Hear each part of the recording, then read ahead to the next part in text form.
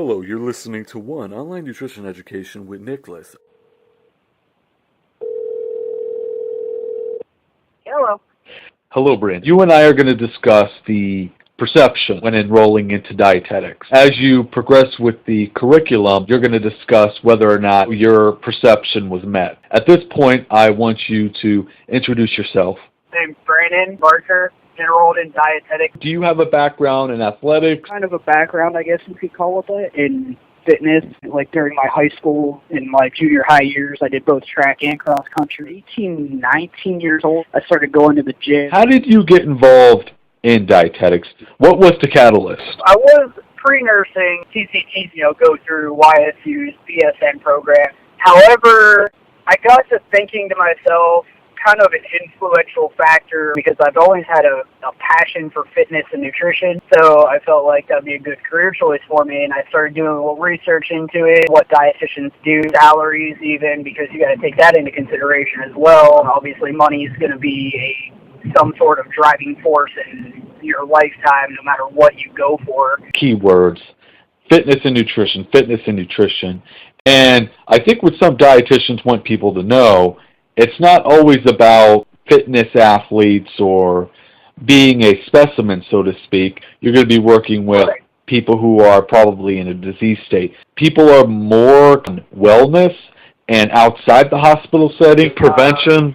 Prevention. I want to work with everybody, really, not just necessarily athletes per se. While enrolling, what was your perception? The first nutrition course I completed, it was normal nutrition. It really interests me a lot more than I had actually anticipated. I want to run my own business, so I always looked at it as kind of more of an independent, individually run operation. You could see clients come and get referred to you.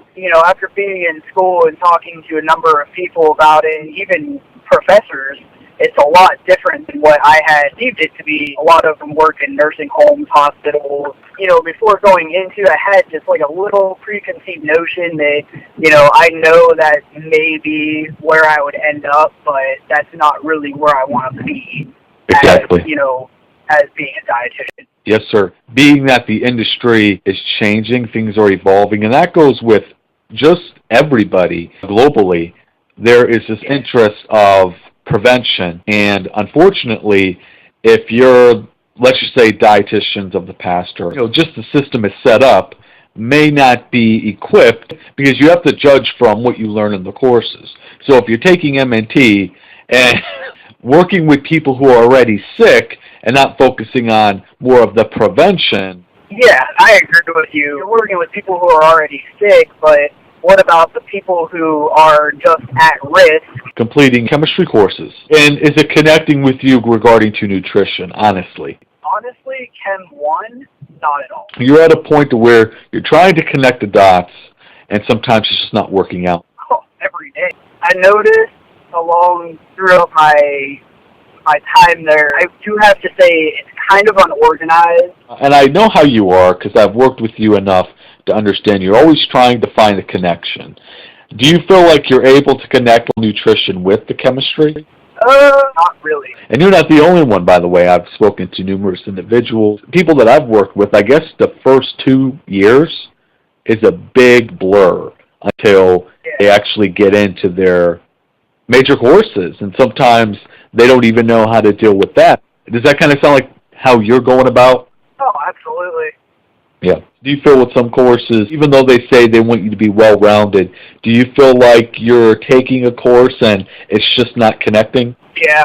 But I feel like if you ask any college student about any of their majors, they would say the exact same. They would agree that there are classes that they've had to take that were absolute waste of time and a waste of money. I actually really look into the curriculum, looking at all the upper division courses, like your biochemistry, like MNT 2 and 3, advanced nutrition and aging, all those courses. They sound really intriguing. Nutrition, biochemistry to clinical, working with athletes. It's like you're getting everything, and you have to do well in everything, at least get a C or higher in order to even graduate, I believe.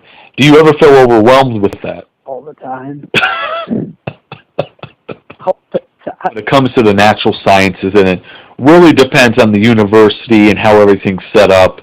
I feel like the natural sciences are probably the most important, but unfortunately, you can't pick your professors, and if you try to, you're only left with, what, 1 or 2, 3 at the most. Use online resources to look somebody up, and so you're left with, well, whatever you're left with, and sometimes it just doesn't work. Do you agree with that? Yeah, for sure, 100% right there. You know, sometimes when I look at the people before me, whether it be professors, mentors, or whatever, students of today are more involved. Somebody of a certain age, like maybe 40s, 50s, a disconnection is what I'm trying to say. Do you feel like you can relate to your professors, your advisor, when it comes to stuff like that, or no?